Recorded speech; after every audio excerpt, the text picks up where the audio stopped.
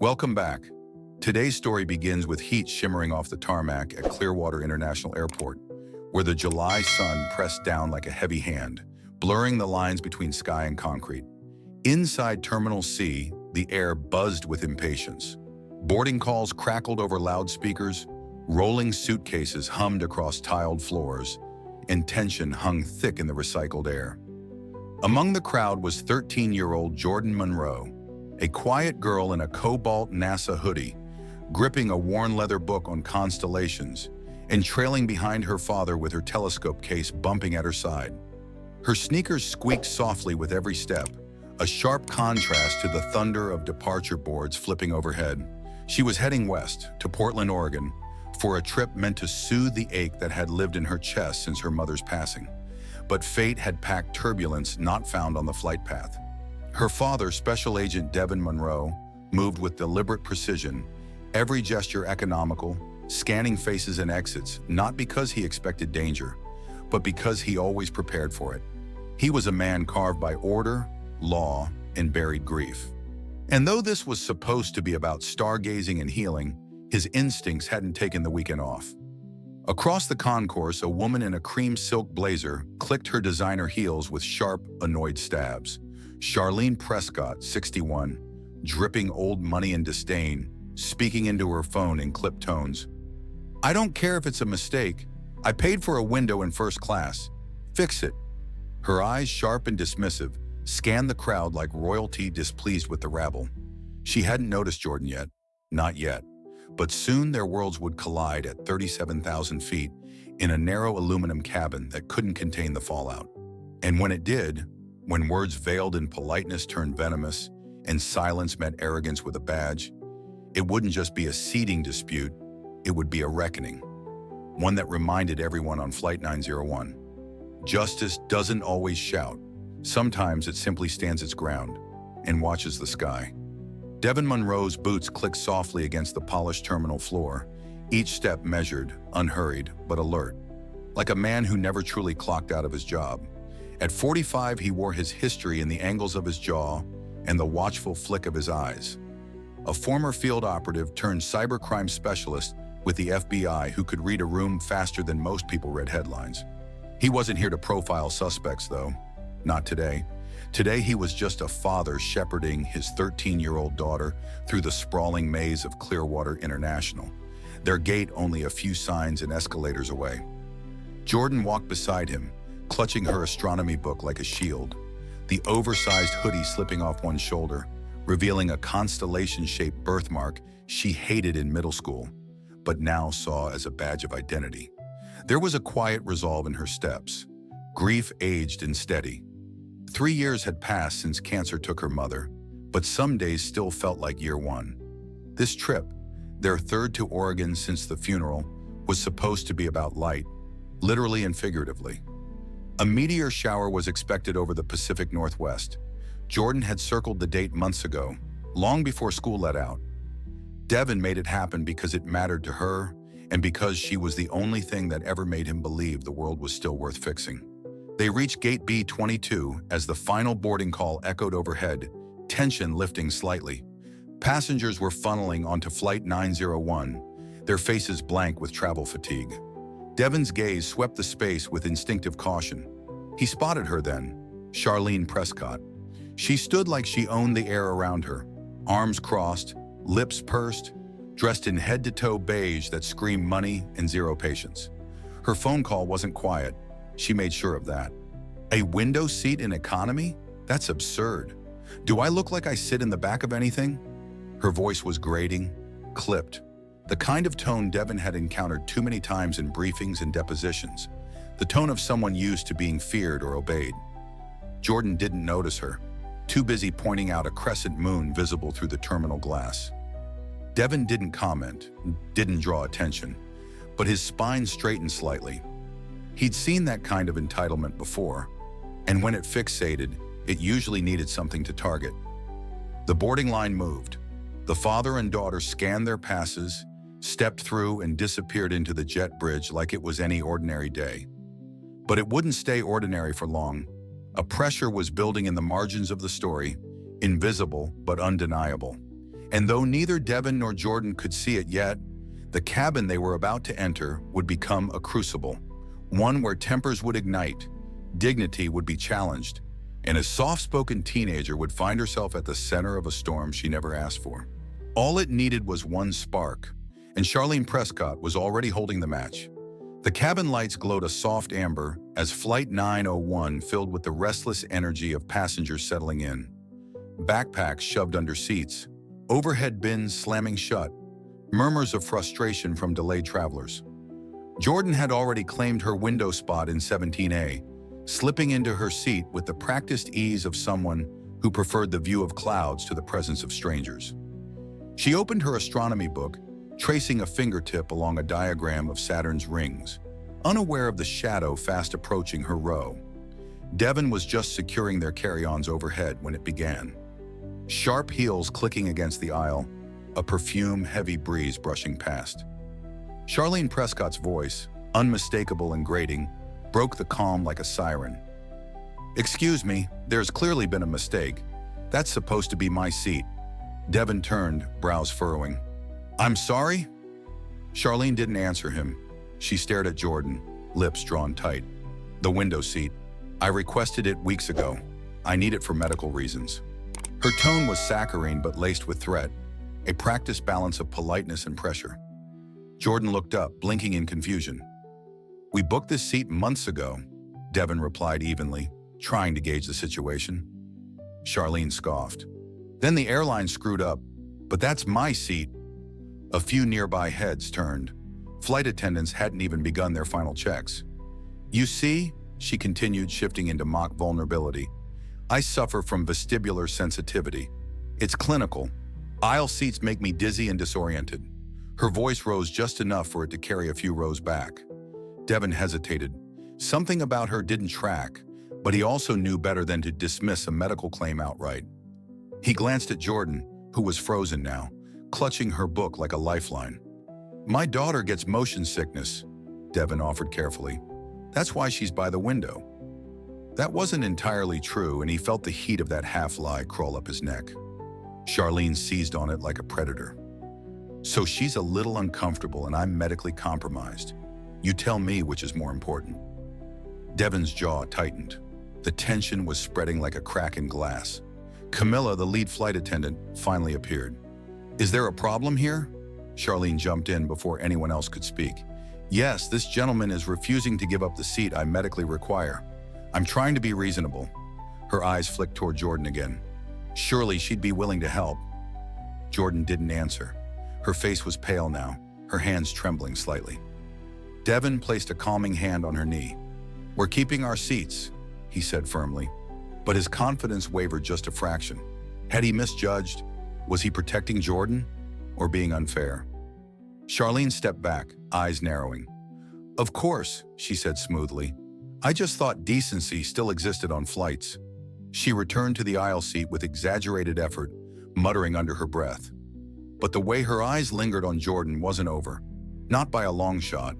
And as the doors sealed and the plane taxied toward takeoff, the real turbulence hadn't even started. The engines rumbled beneath them as Flight 901 broke through the cloud cover, and the Florida sun disappeared into a sheet of gray. In row 17, silence settled like fog. Jordan had stopped reading.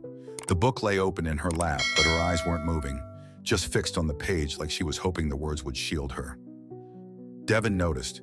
He'd been tracking her subtle changes, the way her shoulders had tensed, the way she flinched each time Charlene shifted beside them, letting out deliberate sighs or muttering under her breath. It wasn't just about a seat anymore. Something colder was creeping into the air, invisible but felt, like static before a storm. Charlene hadn't spoken again, not directly, but her presence loomed large, oozing disapproval, letting her body language do the talking. Sharp glances, scoffs, shifting in her seat like contamination was spreading from the window. Devin stared straight ahead, jaw clenched, telling himself not to engage. This wasn't worth escalation. He had protected his daughter. The flight would land, and this would be over. But then Charlene whispered, just loud enough to carry across their row, "They always expect special treatment these days." A pause, then a sharper dagger. Must be nice to play the victim card and get what you want. It wasn't said to anyone in particular, but it landed exactly where she intended. Jordan didn't respond. Her hands tightened on the book's spine. That was the first crack in Devin's restraint. He turned to face Charlene fully now. Not a word, just a slow, measured look that made her retreat slightly into her seat. But before he could say anything, Jordan tugged his sleeve. Her voice was low, trembling but steady. "Dad, is she talking about me?" Devin's breath caught. He hadn't wanted this. Not now. Not here. He'd raised Jordan to believe in fairness, in merit, in a world that, while imperfect, could be reasoned with. But here it was, unfiltered, ugly, and aimed directly at her. "Ignore her," he said, but it rang hollow. Jordan's eyes searched his. "Is that why she thinks I don't belong here? Because of how I look?" Devin couldn't lie. Not to her, not now. He nodded slowly. A beat passed. Then she whispered, "She wouldn't have said that to someone else. Not if they looked different." Devin felt the weight of every badge he'd ever carried, every oath he'd sworn. It hadn't stopped this. It hadn't spared his daughter. And now all the doubts he'd buried about staying silent earlier clawed their way up. Maybe he'd miscalculated. Maybe diplomacy had been the wrong move. His jaw flexed as he exhaled, steadying himself. Across the aisle, passengers were beginning to notice. The way Jordan stared into her hands, the tension in Devin's frame, the way Charlene smugly sipped her water, triumphant in her subtle cruelty. The power had shifted, and Devin knew, deep in his gut, this moment wasn't done with them yet. Something would have to give. The silence that followed Charlene's last remark felt volcanic, thick, molten, pressurized. Even the hum of the aircraft seemed to retreat as if the plane itself was holding its breath. Jordan stared out the window, her reflection faint in the plexiglass, eyes glassy but unblinking. Devin sat like stone, every instinct screaming. He had tried patience. He had tried restraint. But now, with his daughter sitting inches away from a woman casually hurling venom veiled in civility, the line had been crossed and scorched behind them. Charlene, oblivious or emboldened, leaned back with a smug sigh, her voice just loud enough. Back in the day, people had manners. They knew their place. That was it. Devin moved with a quiet, deliberate precision that turned heads faster than shouting ever could. He reached into the inside pocket of his blazer, fingers wrapping around the cool leather of his credentials. No flourish, no threat, just a silent slide of his FBI badge onto the tray table, angled toward Charlene. It gleamed under the overhead light, a symbol of federal authority resting like a judge's gavel mid-sentence. Gasps erupted nearby. A woman across the aisle stopped mid-sip of her drink. A teenage boy in 18D nudged his mom. A young couple up front twisted in their seats, tension vibrating down the cabin like an electrical current. Charlene's face drained of color. Her eyes locked on the badge, then flicked to Devin's calm, piercing gaze. She tried to speak, but all that came out was a half-formed "I" before she swallowed her words. "I'm Special Agent Devin Monroe," he said evenly, voice low but unmissable. "What you've said and implied to my daughter could qualify as harassment and a potential civil rights violation aboard a federally regulated aircraft." He let the weight of that sentence settle. "And interfering with a flight crew?" His eyes slid to Camilla, who had materialized silently behind Charlene. "Is a federal offense. 20 years, ma'am." Charlene shrank back, lips parted but soundless. The power she had wielded so carelessly moments before had dissolved, stripped by nothing more than calm truth and a badge she hadn't seen coming. Camilla stepped in, professional but firm. "Ma'am, return to your seat immediately, or I will notify the captain." Charlene stood as if jerked by invisible wires, stumbling slightly as she retreated to her aisle seat, now silent, now small. Devin turned to Jordan. She wasn't looking out the window anymore. She was staring at him. "You didn't yell," she whispered. "You didn't have to." "No," he said quietly, eyes still locked forward. The truth spoke loud enough. Around them, the cabin remained hushed, stunned. But something had changed. An invisible barrier shattered, a quiet reckoning left in its place. Passengers watched. Some nodded. Others simply blinked, unsure how to process what they just witnessed. The confrontation had ended, but the echo hadn't. And for Jordan, the real weight of that echo hadn't fully landed. Yet, the turbulence had passed, both in the air and inside row 17. But the aftershocks lingered like bruises beneath the surface. The flight resumed its routine, the hum of engines, the click of trays, the occasional cough or rustle of pages. But something had shifted. Jordan leaned into her window again, but this time not to escape. Her gaze tracked the curve of the clouds below, as if the sky itself had witnessed what happened. She wasn't trembling now. She was thinking, processing, growing. Across the aisle, Devin watched her silently, letting her sit with the moment. He knew better than to rush this. Justice had been served in the way only quiet power could deliver, but it hadn't erased the sting. It never did. He looked down at his badge, still resting beside his folded hands, and for the first time in a long time, it felt heavy. Not from duty, but from the cost it carried when wielded in defense of the innocent. It had protected Jordan, yes, but it also reminded him of how often people like her had to be defended in the first place. And then, like a twist in a film no one saw coming, Charlene Prescott stood up. It wasn't defiant nor dramatic. There was no speech, no flurry of movement, just a stiff rise from her seat and the awkward shuffle of someone who wasn't used to feeling unsure. She walked down the aisle slowly, past the rows of eyes that had judged her, condemned her, and maybe, just maybe, hoped for more from her. She stopped at row 17. Devin turned first, protective as ever, ready to shield his daughter from a second strike. But Charlene didn't raise her voice. She didn't point. Her arms were at her sides, hands clenched tightly around her designer clutch like it was the only thing grounding her. Her voice caught. She cleared her throat. I came to say I'm sorry. Jordan blinked. Charlene inhaled deeply, searching for words that didn't come naturally. I've been wrong about a lot. I saw what I wanted to see, and I said things I can't take back. Devin didn't respond. He waited, measured her. I know an apology doesn't erase it, she continued, glancing briefly at Jordan. But I owe it anyway, especially to you. Jordan tilted her head, curiosity flickering beneath her guarded expression. Why now? Charlene's eyes glistened, not from tears, but from something more unfamiliar. Humility. Because I spent the last hour realizing how easy it is to become what I've always pretended not to be.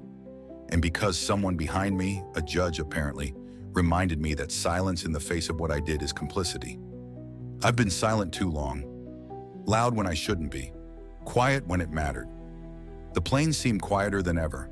Camilla hovered a few rows back watching.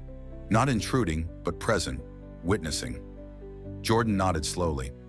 Okay, Charlene blinked. Okay? You said sorry. That's a start, Jordan replied. Her voice wasn't warm, but it wasn't bitter either. Just honest. Earned. Charlene didn't smile. She simply nodded and turned back, her steps heavier now, but purposeful. As she passed row 19, a man stood up, Richard Harrington, the retired federal judge. He handed Charlene a folded pamphlet for the National Civil Rights Museum and whispered something no one else could hear. She paused, accepted it, and kept walking. Back in the 17A, Jordan leaned toward her father. Do you think she means it? Devin didn't answer right away. I think she's beginning to. A beat passed. Then Jordan added, I want to visit that museum. Devin smiled gently, pride simmering beneath his calm exterior. We will. Outside, the sun began to break through the clouds, golden, soft, and quiet. A new light, not yet blinding, but enough to see the path forward. As Flight 901 touched down in Portland beneath a sweep of golden twilight, the wheels thudded softly against the runway, but the reverberation of what had unfolded in the air echoed far louder. Passengers stirred, some rubbing the stiffness from their necks, others checking phones long on airplane mode. But the cabin still carried the hush of shared experience, the weight of witnessing something raw, human, and unforgettable. No one looked at row 17 the same way. Jordan sat upright, hands resting atop her telescope case, gaze fixed on the distant horizon through the small oval window. Her reflection blinked back at her, older somehow, not in years but in understanding. She hadn't asked for any of it. The confrontation, the lesson, the strange burden of becoming a symbol for something far bigger than a seat on a plane. But she had handled it with grace her father hadn't taught her. Because you don't teach resilience like that. You earn it, moment by moment. Devin Monroe, ever the quiet protector, collected their bags in silence. He didn't need to say much.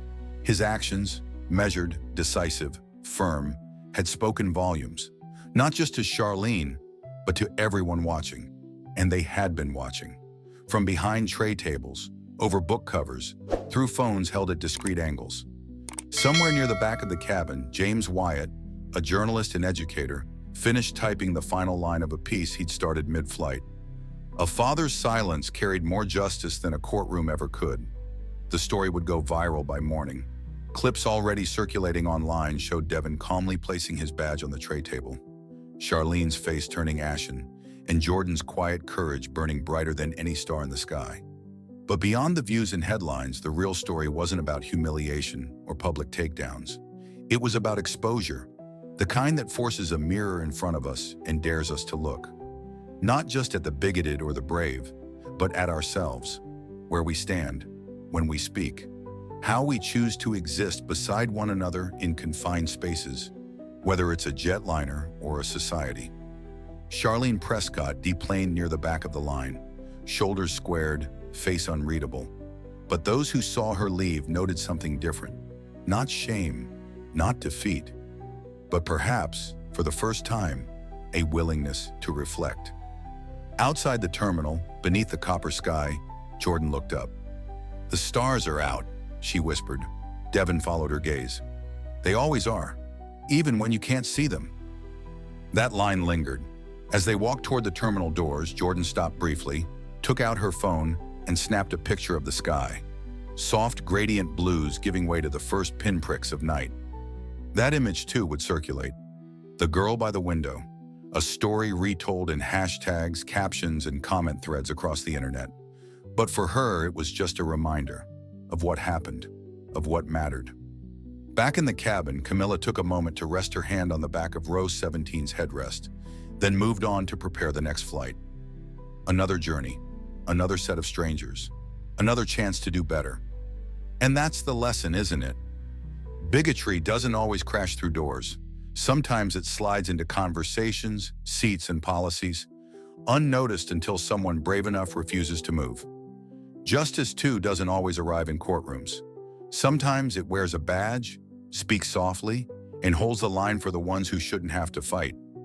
So if this story stirred something in you, if it reminded you of who you are, who you want to be, or who you're raising, then don't let it fade with the scroll. If you love this wild ride on Flight 901, where a quiet girl, a bold father, and a hard truth turned a simple seating dispute into a viral reckoning, then buckle up because there's so much more to come. Hit that subscribe button for the X Daily Stories channel. Your front row seat to gripping tales that twist, turn, and leave you thinking. We're dropping fresh, cinematic stories every week, drama, suspense, and lessons that stick with you long after the credits roll.